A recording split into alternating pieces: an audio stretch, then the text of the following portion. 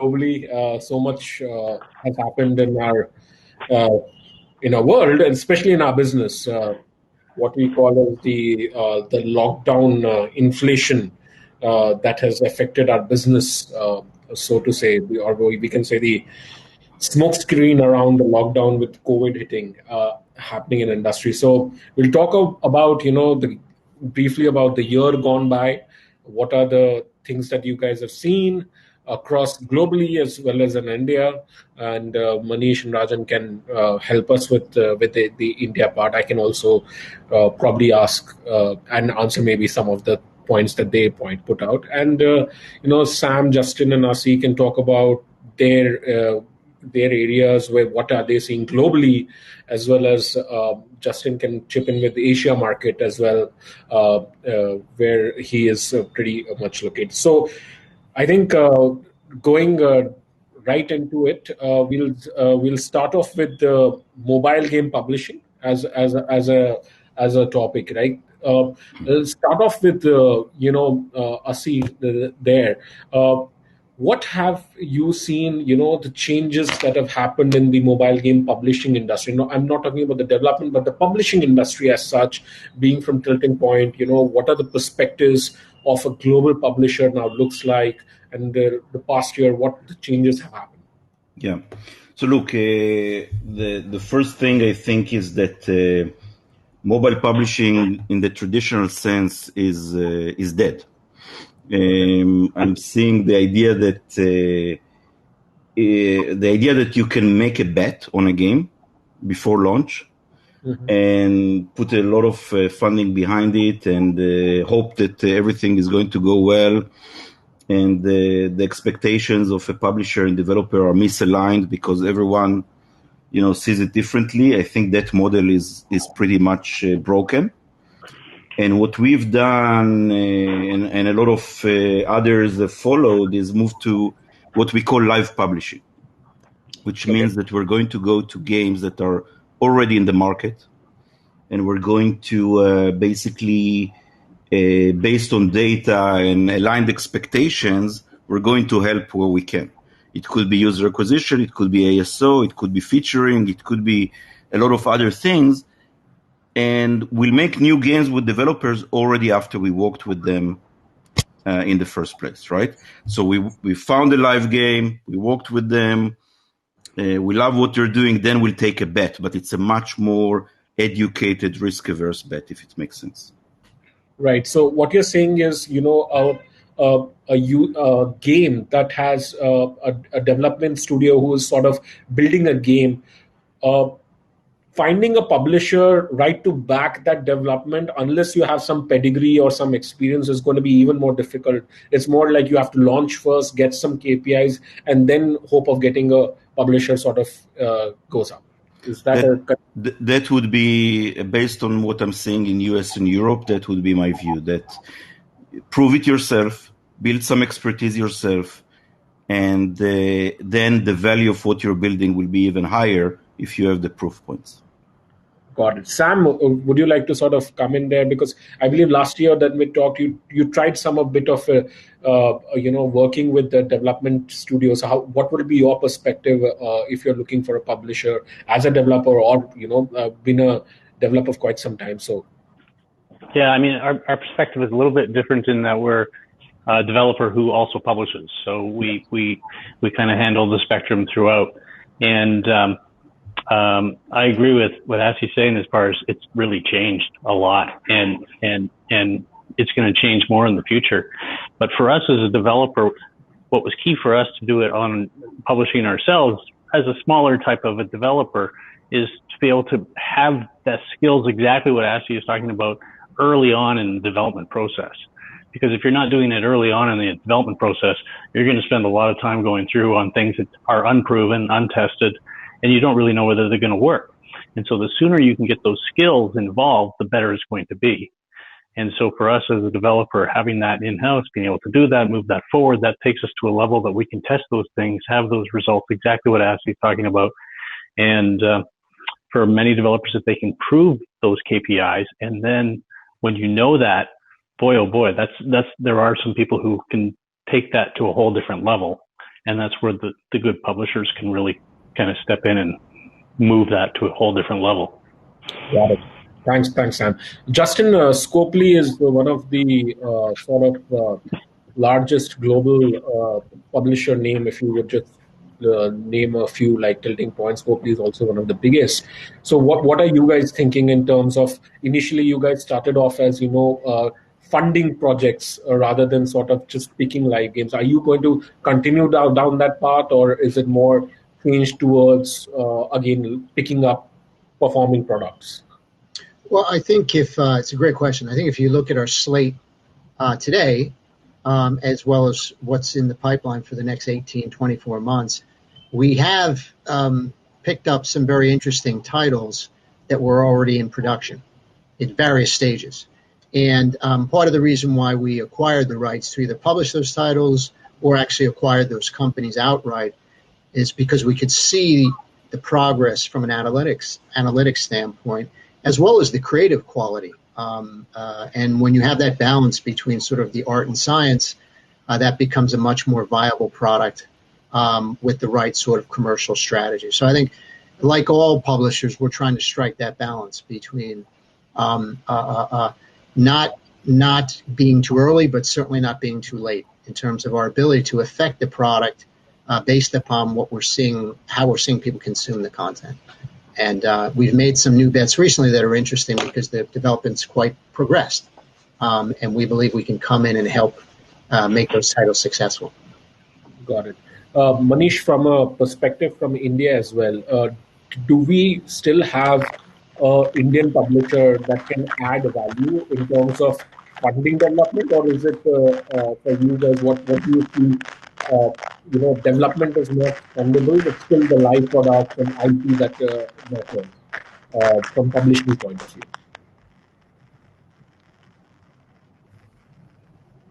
Manish, right there?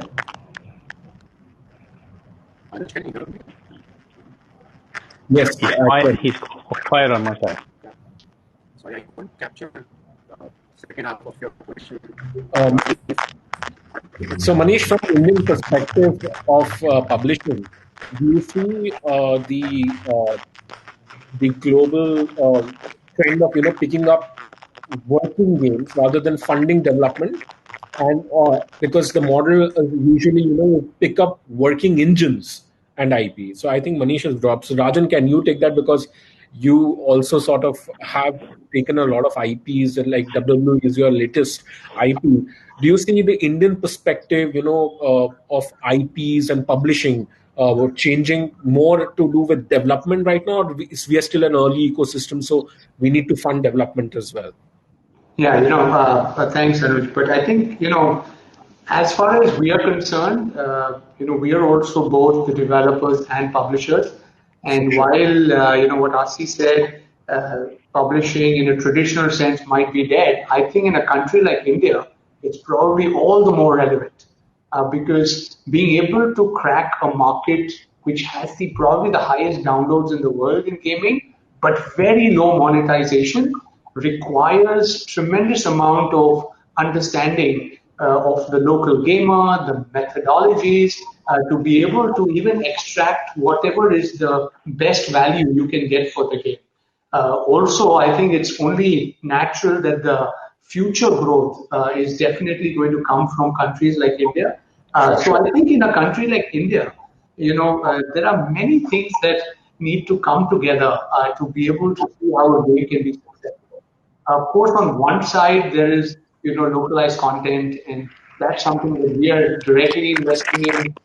We are acquiring companies. We are holding a category leadership when it comes to anything that attracts the domestic local needs of gamers. But India also plays a lot of international games, and as a matter of fact, we've seen that now the growth in that space is very significant. So what we really look at is how do we give the maximum reach for international developers and publishers which might be successful in other countries, but not able to extract the best bang for their buck in India. And I think there is an influencer market, there's a vernacular play, there's ability to build communities for the long term. We've seen this huge transition from the casual gamer to a mid-core to core to professional esports and building that aspiration in India, which was something which didn't even exist, 2 or 3 years ago, as well as, local e-tournaments that can kind of, engage people differently, but at the same time, drive a lot more engagement in games. Also, the methods of monetization, whether it's not only ad revenue, but even brand engagements, etc. So I think there's a huge role to play, and if we can combine the art and science, the analytics with the creative, with the understanding of the market and the ability to extract the most from an Indian market, I think the opportunity for good quality publishers is even deeper. But I think what adds is if you have the development, ability as well or knowledge, then combining that knowledge with the publishing that is there can add tremendous value in the future. Yeah. So Anuj, if I may, just to clarification, because I started with a provocative statement. It's supposed to be provocative. That's why we're having this. Yeah. This is the forum to do it. But look, I want to just explain that I don't dismiss at all what Rajan is talking about. The developer-publisher partnership for us and in general, I think is a critical one. It's more about when you meet each other, right? To me, the later you meet each other and the more the developer has data points and understanding of their product when you meet them, the better you can align expectations and the better the product. And the better the publisher can also fill in the holes, that are really missing. Because every developer is different, every game is different. So those holes, those weaknesses are the things that a good publisher can really come in, fix, and take the game to a whole different level. And sometimes the speed that you can do that at as well is important. Okay. Sometimes the developer just doesn't have the ability to do those things as fast. Absolutely. Right. Manish, are you finally online? I know you're in Lucknow. Diwali, you are always there. So are you online now? Yeah, I'm online. Yes. Sorry for all the internet troubles. No problem. So just wanted to get your opinion as well. Rajan made a great point that in India that publishing opportunities still exist in terms of creating multiple publishers, and there is space for what is your opinion on the publishing scene? Is it still IP dependent? Is it still live ops dependent? What is your take on that? See, my view is traditional publishing in India is dead. Yeah. Okay. If you look at it from a publisher point of view, and I have some UA money and I can give it to a developer, but only if your LTV CAC equation is there, then frankly you don't need a publisher. I think what Sam just in CMA is that if you have the capability to influence then you should call yourself a publisher. Just from my perspective, some ability to run ads on Facebook, Google, or other influencer doesn't make you a publisher. So I think that's my very limited view is that Manish, your connection is still breaking. We can't hear you that well. So I will just summarize what Manish said from whatever I could understand. The traditional publishing model in India is not there. You need a larger play. Just because someone can run UA for you effectively doesn't mean you become a publishing rights, right? So, Manish, I can see that you have a poor network connection. So we'll just move to the next question. Yeah. Manish, can you sort of hear us? Got it. Okay, so moving on to hyper-casual space, guys. There is an interesting form of publishing which I don't think, as far as my knowledge goes, none of you guys are sort of into, but it is sort of taken over a lot of the download charts. That getting that, companies like Say Games, Voodoo, all these guys have a lot of, in last 1.5 years, literally sort of dominated the top charts. And do you guys see that still continuing, hyper casual games? And they've got their own ecosystem. They go with trends, not with really the traditional game development. So is that the change that we will see going forward, that, developing studios or developer studios who are like not creating long-term titles, but, working on small copycat clones of trends and working with these publishers to get their games out? Asi, I'll again start with you on this. Yeah, so I actually want to use an anecdote that I think is very telling. It's true that we're not, unlike Voodoo and some of the names you mentioned, we're not focused on hyper-casual. However, we look at the whole market and we bring in titles, as we mentioned before, that are live, that the data is there, and see what we can do to help. And we got a game called Match 3D that in less than 6 months exploded, 10x than what it came to us. And in any traditional way, you would think this is an hyper casual title, but the game has 20% in-app purchases and retention that we don't see in even some of the more core titles that we have. So I think it's telling, because there is something we see in the market where hyper casual, everybody is using the Archero example, that hyper casual are starting to move into a place where the meta could be much more evolved, and it's almost like a new genre where it's not going to die in 4 or 5 months. It's actually going to hold, and the game is much more meat and longevity than what we used to think about hyper casual. Yeah, Justin, from your perspective, hyper casual, because Scopely, I don't think has even tried to get into that, or are you guys thinking about it? Well, I don't, as a general rule of business, including in gaming, no company can do everything well.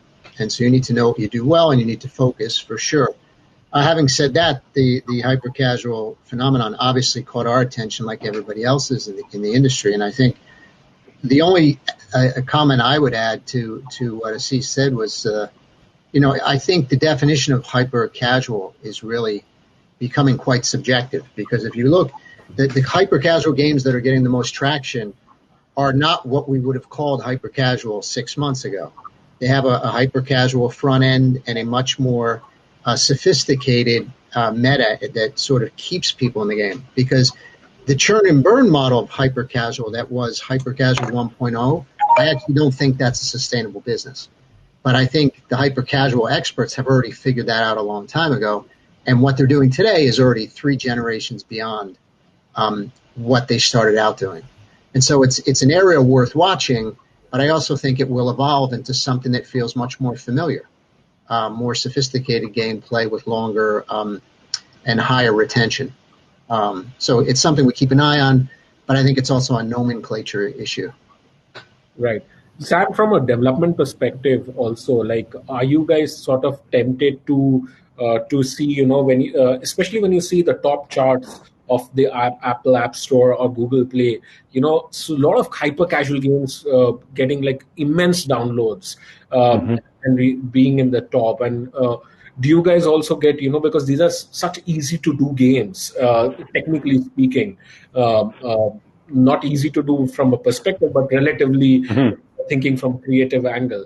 Do you guys tempted to, maybe try, and what would you advise the budding game developers right now? Because I'm pretty sure there's a lot more complications than just creating a game and a lot longer. Yeah, I mean, creating the game, as soon as you create the game, you've made it to the starting line. It's what you do with the game afterwards that's really difficult. And this is just our own perspectives, but we don't look at the charts and say, there's the charts, and that's where we're going to chase the charts. We're going to go, like what Justin was saying, what are we really good at? And this is what we're really good at. This is what we're going to focus on. We double down on what that is. When you understand how big the world is, there's a lot of opportunity, whatever your niche is. And so be good at what you do. Be good at what you're good at. And we're not great at, our name is Hyper Hippo, but we're not in hyper casual. But one of the things that I do like, I've always looked at hyper casual without looking at it for, we're looking for the attention of players. That's what we're all here trying to do, is get the attention of our players. And hyper casual is a way of feeding people into a community. And if you can use it for feeding into a community, it's that community that's really what you're trying to build. And hyper casual, I think, could be a means of feeding into that community. Right. Great. Thanks, Sam. Manish, can you hear us? Or is it still choppy? Yeah. Your voice is still choppy, Manish.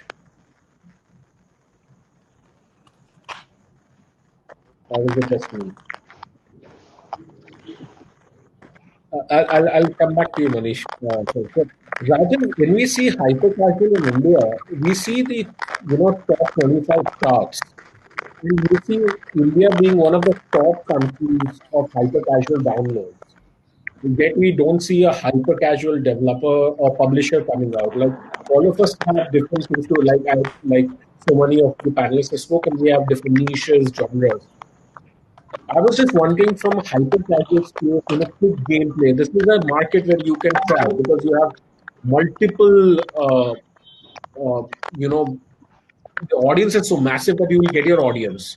So, Rajan, do you see hyper casual as a greenfield opportunity for you guys or for any publisher, budding publisher or developer in India specifically?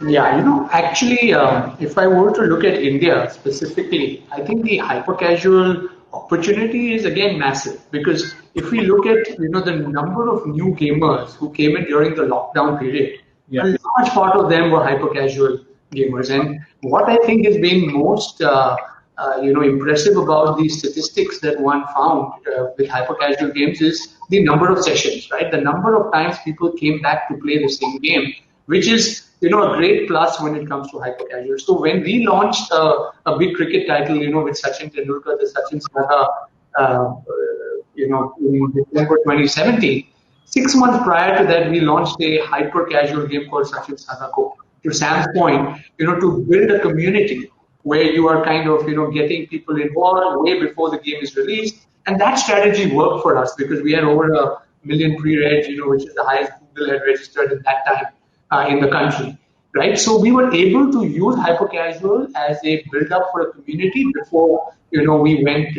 with, kind of a mid-core game. But, to Justin's point as well, I think hyper-casual has moved along. Right today, to really be able to create a successful hyper-casual game, I think there's a lot that goes in at the back end. It's simplistic in the front, and I think repeat testing, being able to fail out ideas. The culture of a studio needs to be extremely different from the way you're building something, which is more sustainable. Of course, we have chosen more to build mid-core, better IP games, which will go global as our choice, as a studio, but. Definitely, there are tremendous opportunities in the hyper-casual space, and through some of our investments, we are also tapping into that currently. But I think the funnel from a casual gamer to a mid-core, as I said, to a core gamer, and that opening of the funnel, there couldn't be a better country than India in terms of the number. Absolutely, I sort of definitely share the optimism with you that we have the biggest advantage of population and sheer numbers that are just not, you cannot ignore those sooner or later, right? Manish, can we get a hi from you so that we can figure out Yes, Anuj. Yeah, this is perfect. Manish, to my question, why is no one building a hyper-casual publisher out of India? We have the perfect audience. We have the largest downloads. What is it that is missing here? See, publisher comes from developer. Absolutely. But do you have people setting up hyper-casual development studios out of here, right? They're people who are being tapped in globally from here. Absolutely. So the keyword here is global market. Okay. Right? So if you look at it, there are 3 apex of triangle. You need a developer, you need a market, and you need monetization, right? For it to really become a business. eCPMs in India sucks. I agree. Right? You can't really create a business model unless you've got a super duper hit of virality where your CAC is almost taken care of, right? which could happen from India, but you can't predict. You can't make Flappy Bird saying that I'm going to make a Flappy Bird and hence I'll go and do it. It really happens. Yeah.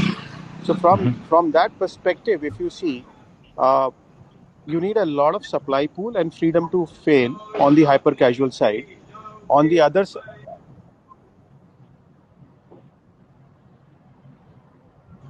on the other side, what you need is a monetization avenue, which really doesn't happen in India. So now then you need to shift your focus to global markets, and where as a local publisher you are competing with Asees of the world, and how would you compete with them really? So then you are better off to really figure out uh, a 2.0 of hyper casual, which is where I think not just banking on the advertising model, but creating a meta around an hyper casual. Hyper casual is a game mechanics of a very strong retention and with high frequency of sessions. If you can convert that into an in-app purchase and a social hangout, I think that is where a combination of a game developer and a publisher in India would come handy to funnel the large population dividend which we have in this country. Got it. And staying with you, since we have you quite clear and loud, what do you see when we were talking about 2021, the role of a global publisher? Is it more just a UA fund, or is it really a business development opportunity, scouting for hits and getting deals closed and business modeling? So what's your take on it, Manish? Why is it that publishing So Anuj, time Manish drops off? So Anuj, can you hear me? Sorry. Yes. Yeah, can you hear me, Anuj? Sure. Yes, Manish, can hear you. Oh shit, we lost you. Cool. See, I think the publisher role is very simple. You have to work with the developer right at the beginning of the development process. Sure. For you to really create successful, I think all of us who have done publishing for a decade or more understand that business.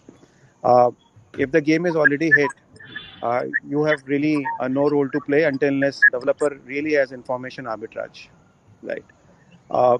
Otherwise, it's a really in trenches. You have to get down, figure out how to improve your D1, D7, D30, D180, D60, and so on and so forth.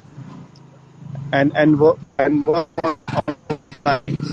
And I think that's where a global publisher role has also changed since 2011-12, when I was interacting with global publishers and looking at global publishing myself in my previous avatar, versus now. Really great set of game designers, product managers are sitting with the publishers, not at developers, just at developers.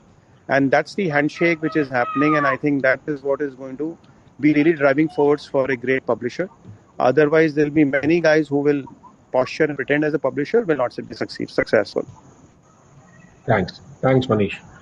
So, guys, now moving a little from publishing to, say, investments and we've been sort of hearing all kinds of, not all kinds, but there are multiple venture capital funds that have come up with respect to just focused on gaming, right? And which was unheard of globally, like 2 years back. Also, there was hardly, I think, a Play Lab or a Makers Fund a couple of years back, and now you have, like, every quarter you have a one VC fund launching, or a big VC fund hiring a partner to invest into gaming, right? So Justin, would want to start with you here. What is the sort of, is this a good development globally as well, or how you're seeing now the role of say a publisher versus a VC as well? Because dollars are being provided sort of by both. So how does that lines blur, and how are you think, is this a good development overall globally for the ecosystem?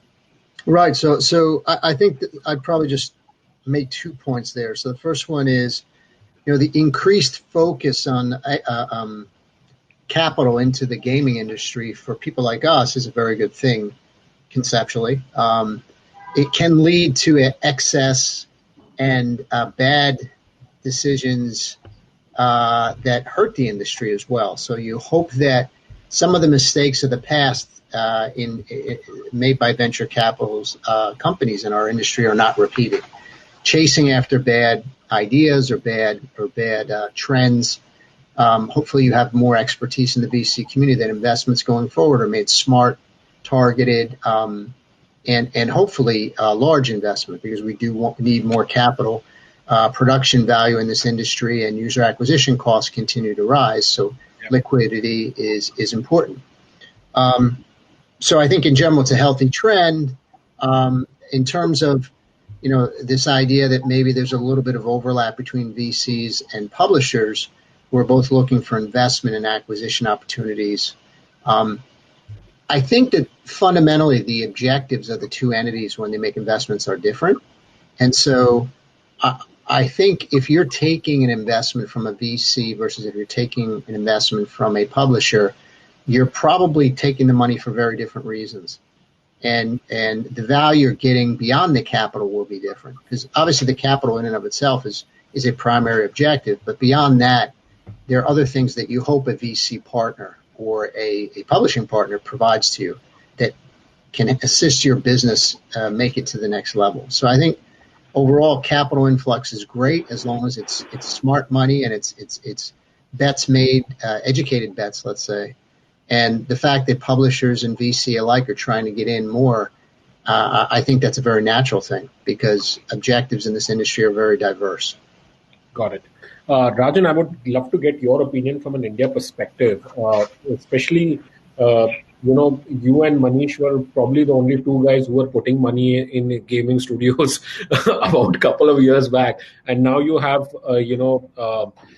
sort of a specific venture fund, which is for gaming with Lumikai. And, you have other VCs also very hot on this space, especially after the, COVID phenomenon as such. So how do you see this space for, investing in venture capital in sort of the gaming world, especially in trends in terms of RMG? What's happening there for you? So, Anuj, the whole interest, from a VC world always comes into something that is growing very rapidly, right? Venture capitalists are the risk takers, and they want to, invest in high growth and higher risk. And I think gaming provides a perfect opportunity, right? You look at a studio like ours or others, there's so many studios around the world, you produce so many games and then you'll get a big hit, right? It's a hit and miss of the entertainment industry. Gaming, just take mobile gaming, 2007, 3.9 billion global industry, 77, 78 billion today, right? In 12 years or 13 years. So massive growth, continuing to take up share from all other entertainment kind of, platforms. Countries like India haven't even started. We are at barely $1 billion of a $160 billion industry, and globally larger than all other entertainment. So I think it's only fair that you would have a lot of investors wanting a piece of the pie.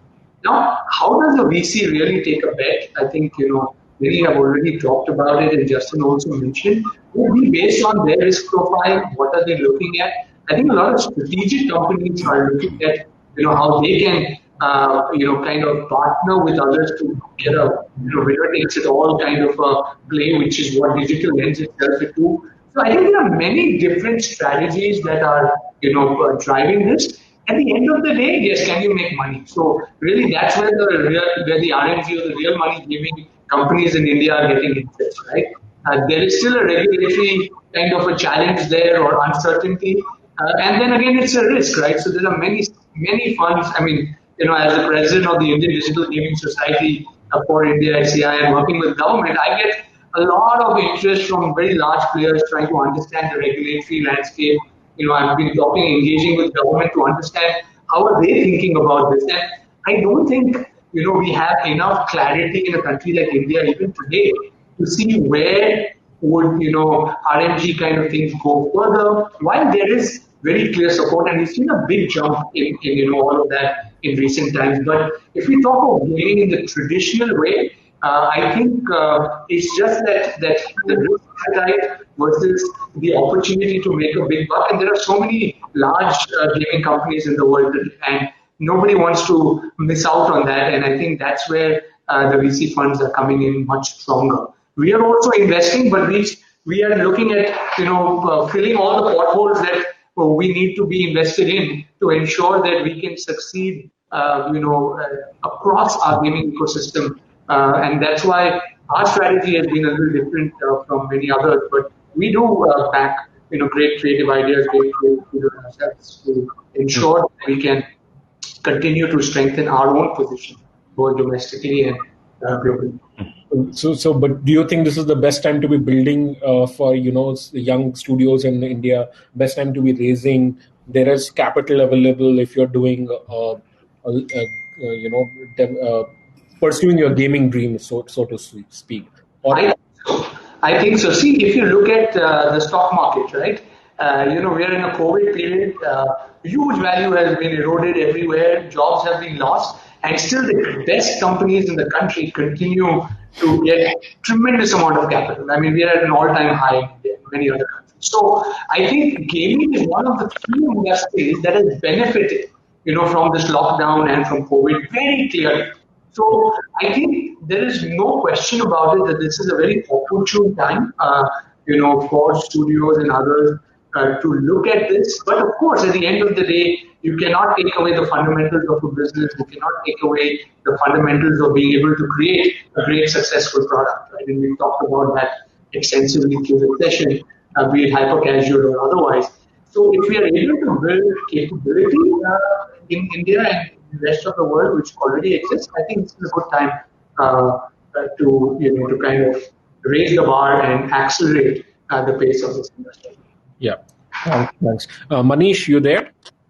Yeah, can you hear me? Yes, we can. So while you're here, so Manish, you were the only one of the few guys investing in gaming studios in India. What do you see the trend going? Is it a good time to be sort of building studios in India, content or RMG? So what's your take on this landscape of investments? And especially when you're going for an IPO, you'll have a lot of cash. So what are you thinking? So, Anuj, from my perspective, if you look at it, there is a lot of exuberance, a lot of excitement. Everybody thinks that gaming is cakewalk, and everybody is kind of coming out of all possible offices that let's invest in gaming. 2-3 things which are happening. One, everybody wants, or most of the people want to invest beyond 0 to 1. They want to really look at a certain product KPIs and retentions and all that stuff, and then say, okay, we have the growth capital. We are happy to put it, right? While gaming in India at this juncture where we are, from a supply side ecosystem, we need a lot of 0 to 1 capital. We need a lot of risk capital, right? There is too much of growth capital floating around, but there is very little risk capital floating around. I think that is one big difference, which we at Nazara has been doing for last 3-4 years, and we need many more such activities to encourage the risk capital here. In absence of risk capital, you will not build an ecosystem, right? Then the ecosystem will get built. Don't get me wrong, but it will get built through. It will take little more time because it will get built through the exits of the gaming companies itself. As some of the successful gaming companies, M&A happens, consolidation happens, the employees see more cash in their hands, they will open up more companies. Like what we saw the first wave of entrepreneurship in gaming through Zynga Mafia, right? Yeah. So that's a second wave. As the growth capital happens, some secondaries start happening, M&A happening. I see that really driving the ecosystem of risk capital in gaming. And that's where the role of global publisher really becomes very useful. That is where it really becomes very useful, because Justin was making a very important point that while you are looking at equity, when you go to an equity money or a risk capital, your purpose of getting is different. Versus when you take money from a publisher, it is very different. You are not just buying money, you are also taking a lot of concentrated knowledge which has been accumulated over a period of time. And at this juncture, that may be very prudent for all the budding developers looking at here, because the risk capital, either you will end up diluting a lot, or you will find many doors shut on your face, leading to a lot of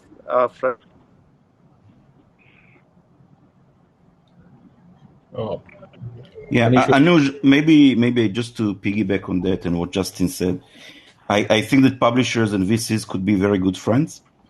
And Yes. and to speak more to the audience of young developers and entrepreneurs, I think you need to think very well on which money you get and how and it could be a combination, right?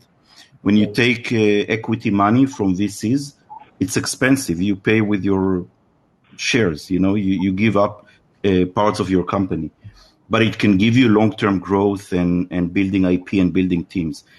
Publishers, as people said, can give you a lot of expertise, can give you money that doesn't go to equity, right?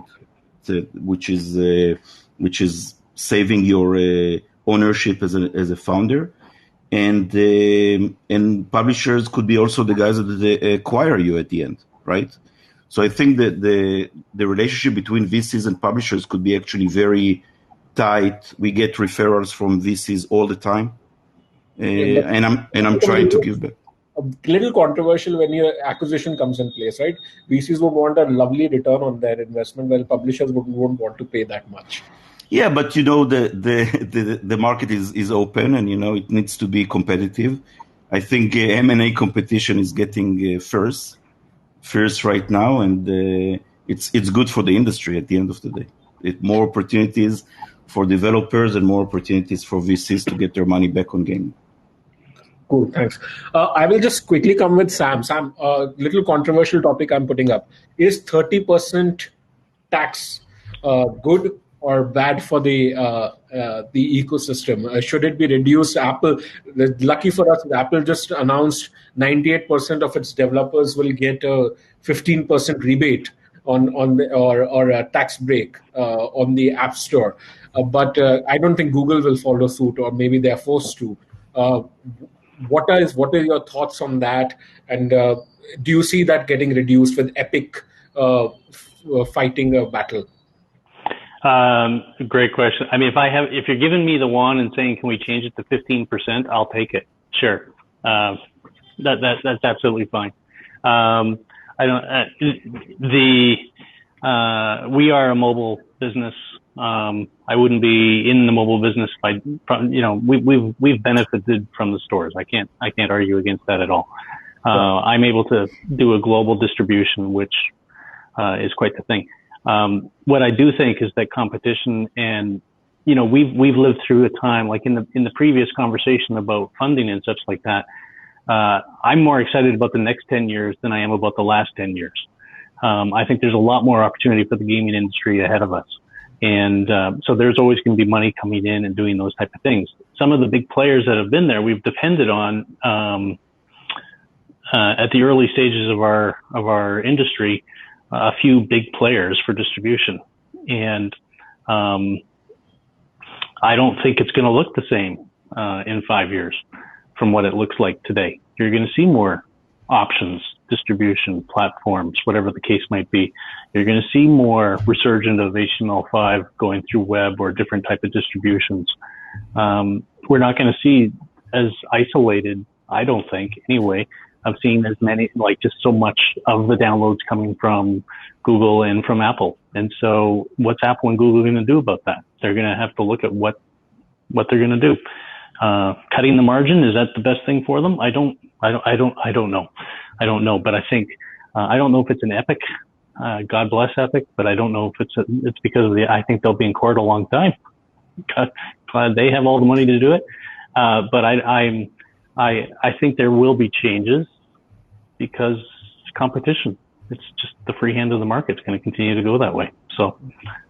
Just building on that, Sam, Justin, I would just go to you quickly. We are seeing a lot of evolution of the mobile gaming industry. Roblox recently did their S1 filing yesterday, going public. And, the kind of Fortnite with the new buzzword of which in the S1 filing is metaverse, where, you could do more with games as a platform, as a social platform. And, you can have music concerts and launches and product launches and IP integrations done at a much larger and immersive scale. Someone who has also worked at Disney, you would have a different perspective on the IP part of it as well. that it's a changing industry. We don't know how this will play out with the metaverses forming and these becoming bigger and bigger with users. Does that 30% or that Apple block of not allowing streaming platforms on there, is it now the guys who created the industry are now becoming the gatekeepers of what can be the natural evolution of this industry? Well, that's a tough question. Yeah. No, I think inevitably the industry is clearly evolving to a point where the game industry, it's important to remember, is now the number one form of entertainment in the world. And putting distance between itself and linear entertainment, such as films and television. And that will only continue. And so how those games are created, how they're distributed, what the genres are, that's just going to continue to become diverse. And I think that, people are talking about things like Fortnite right now and Roblox because they're great environments. They're great experiences. They're great games. I have a 10-year-old boy, and he spends most of his evenings with his schoolmates in Fortnite and after he's done his homework. And that's a very powerful thing because they basically just know where to go to hang out with their friends, and that's their social environment. And so, certain types of games are now their social destination. And it's a much more rich environment where you can do things you cannot do in the real world, but you can still do it with friends from the real world. It's a very interesting trend. And I just make that point because there's still going to be a huge demand for match threes and hyper-casual games and things that have nothing to do with building metaverses. I think they coexist because we are in the largest form of entertainment in the world. And so I almost think it's unnatural to assume that distribution will only be one way with two companies. It will naturally continue to evolve.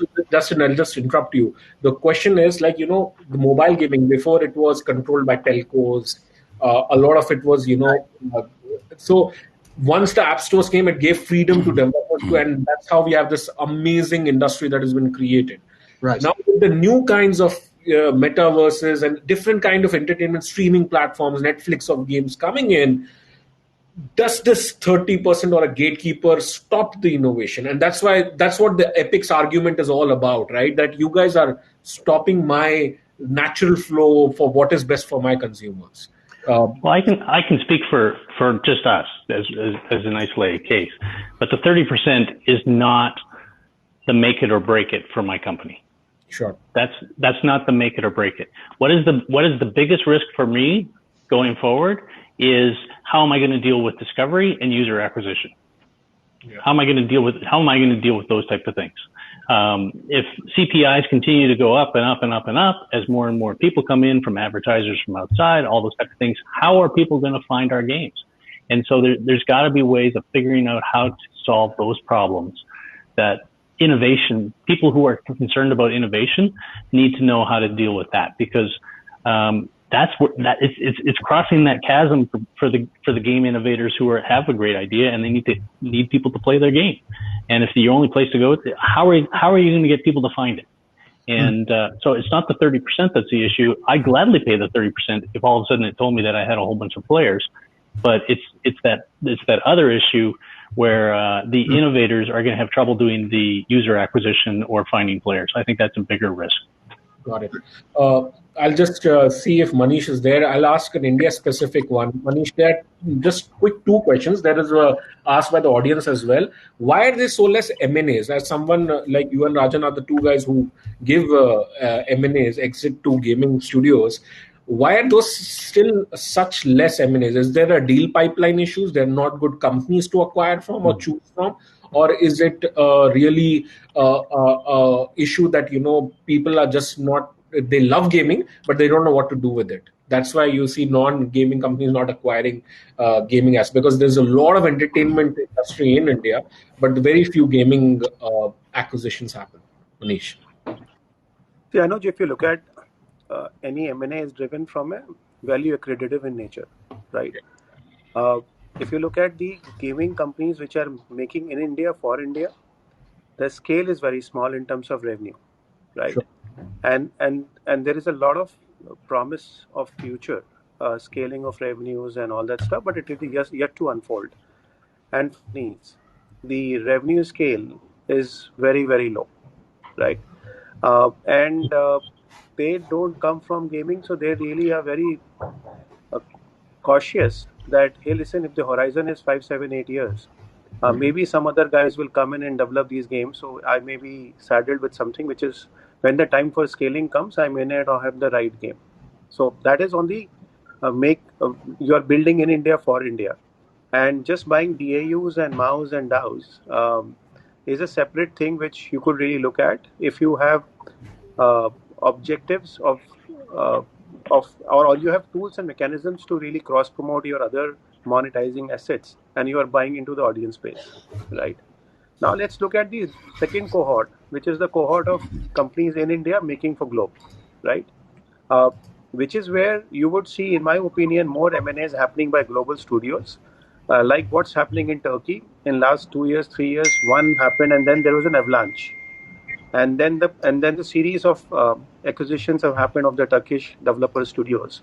I believe that's the kind of M&A you would start seeing in India when you have Indian companies having some scale of revenues. Because for a global company to acquire an Indian company, you need to have a, a very strong, a certain threshold of revenue scale and economics. And the second thing is you need to have levers of growth which they can identify through synergistic cross-selling. I think that's kind of way you may see it much faster in India, a global M&A of Indian companies rather than a local company being acquired locally.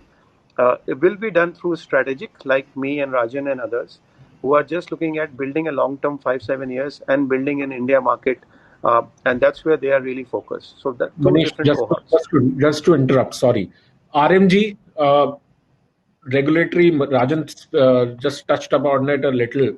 What is your take? RMG investment happening at great pace. There is lot of regulatory, things cropping up. Every state has power to ban and unban these things. You are definitely invested in it. What's your quick, like, we're running short of time, so quick 2-minute summary of that.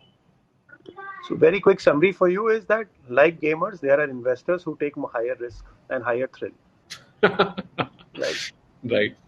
So Yeah. you will have all sorts of segments and matchmaking. We are all gaming guys. We understand matchmaking, and if that matchmaking can happen with a well-informed decisions are being made, we should all welcome it. Because Manish, we lost you. can you hear me? Yes. Yes. Can you hear me? Yes, we can. Sorry. So, Rajan, just since Manish is not there, I wanted to touch about the metaverse phenomenon. Like, the Roblox, Fortnite has not really happened in India, but there is a lot of, PUBG was a voice chat. There's Indians have an inherent sense of being social. We love to talk, chat. Do you see that as an investment focus for you guys going forward, or an area where you see that games becoming a larger platform, especially with esports and content being generated? No, absolutely. I think this is a trend which is now starting to show a lot more traction, because for the younger generation, I think Justin was mentioning, this is the way they socialize, right? I mean, you see in lockdown, I think that has only increased. So if you look at, say, Animal Crossing, right? That's the game where people are having weddings and they're doing funerals and graduations in the game, right? So a lot of real world events are happening there, and I think it's happening across the world. So our bet is, of course, very strong on the social aspect, and you touched upon esport as an example, and I think that's the one trend in India, which has seen tremendous growth in the last 18 months or so. And I think it's being built over different kinds of aspects, right? Large prize pool, things that people never understood. A lot of people watching e-sport. So the aspiration of people to therefore become social, share their status on different things. And this is where I came earlier. That the best way, you can build a title or a game and a community in India is by investing deeply in the social aspects of that community. So, and taking that journey, it doesn't matter what kind of a game, it is, but really building the social fabric around it is so critical. And I think this is a trend that is happening globally because the younger people want to use this as a way to connect, so I am very bullish on that. And to your earlier point, Anuj, on M&A and all, as I said, see, we are acquiring companies in India, as you said, Manish is doing. We are adding scale, adding communities, adding players, into areas that are very strategic to us. We've set up operations in Japan. We have a we set up a studio in LA. So we are looking at it definitely in a creative industry like gaming around the world. You see companies acquiring a great talent pools, being able to invest in different capabilities and expertise that require you to succeed in different markets. Sure. So I think this is again very inherent nature of this industry, right? Especially if you want to grow in size and scale. And what Manish was saying, just because we are subpar today as a country when it comes to size and scale and revenues, we are not seeing that. But in a few years, I think this question might become redundant because we probably kind of align to the way the world is looking at this industry. I love your optimism, Rajan, as always. You are probably one of the most optimistic gaming backers from some time. And I wish Manish was there because he's one of the realists, but he does the most M&As. So he will tell you that the market is not there, but he will acquire the most companies. So that's it. So. Guys, we're running sort of short on time, so I will just quickly sort of take a sort of few predictions, like a last round, like going forward. What are the things that you guys see in 2021 happening? Asi, what do you guys see in the mobile gaming space globally? What's the outlook 2021 looks like? Because now COVID is here to stay. Maybe lockdowns are not, but how do you see the industry sort of more consolidation, M&As, publishing, and how do you see that? So look, I'll decide to I'll focus on IDFA because we had 60 minutes of prediction panel without the name even mentioned. So I think it's a big thing to look for. IDFA is going to make massive changes that we're really preparing for in every aspect. I think that publishers will be able to help developers to mitigate that. It's going to be changing ad revenue dramatically. It's going to make user acquisition definitely for a period much harder, and you'll need to be much more sophisticated. I think that people will migrate to other platforms. We talked about it a bit with the app stores. I think you will see much more search and understanding and incremental revenue outside even PC, not only mobile. And I think that that goes to what Rajan spoke about social.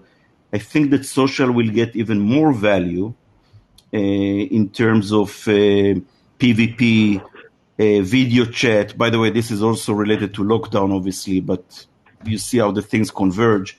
Yeah. I think that the social element, the social layer, the cross-platform, all those things with IDFA will make even more sense. Got it. Mm-hmm. So IDFA is the big sort of sword hanging over all of. It means that this kind of everyone can do UA and bring users to the game. You can't say it anymore in that way. You will need to find new ways to drive users that demand more effort and sophistication. So in a way, we are getting more closed as a ecosystem. The initial growth of and the indies getting success on this platform, it is becoming harder now, so to say. It's more the maturity of the industry globally. It's getting more closed. We're going back to a little bit on the console side of things as the revenues grow. I mean, it's closed and open, right? I mean, it's getting closed on the places we know, but we need to open new territories and new horizons, right? That's how we're going to solve it. So that's the growth hack, right? That's when you talk about prediction. We failed in the last 4 years. That's why I did not want to start with predictions, basically give an assessment. So that's the growth hack I'm using for this panel. So Sam, what's your quick prediction? Well, that's a great prediction because that's huge.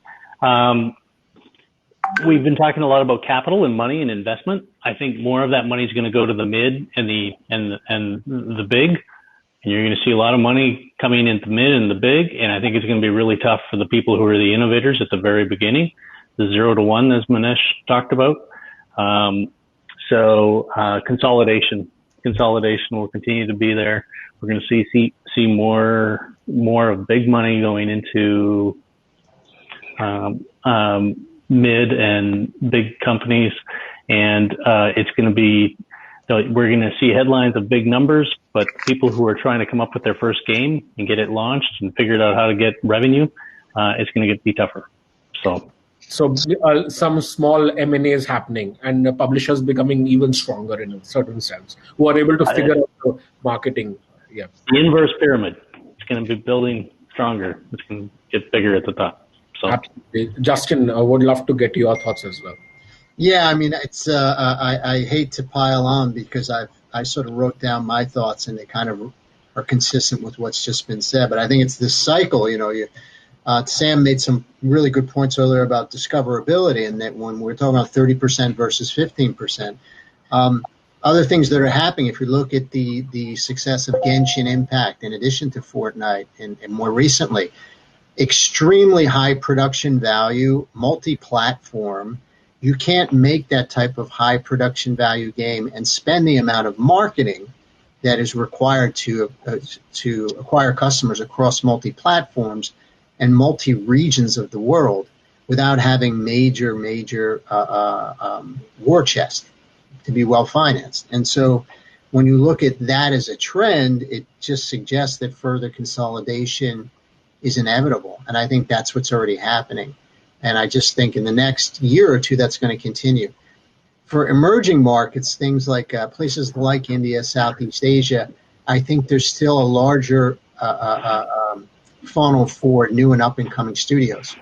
But I think it's almost critical that we protect those future Tencents and those future Netmarbles, if you will, allow them to incubate, allow them to grow, allow the Indian market to find the next great innovative companies before they inevitably have to fight the same battles of capital.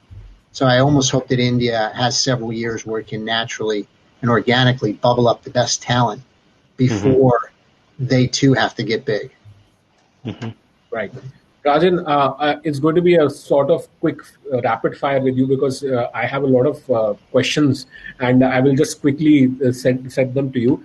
PC market, are you bullish on India? PC gaming market growing, yes or no? Yes, because of the esport component.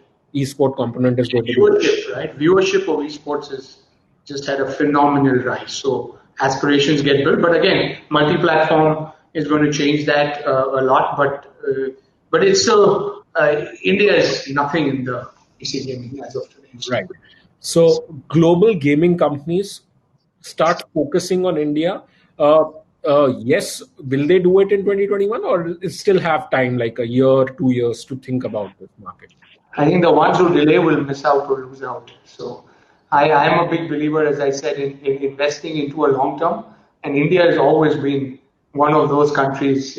We started, we've seen that story because we ourselves came from outside of India several decades ago. So India needs investment over the long term, and the later you come, I think the harder it gets. But so I would say this is the right time.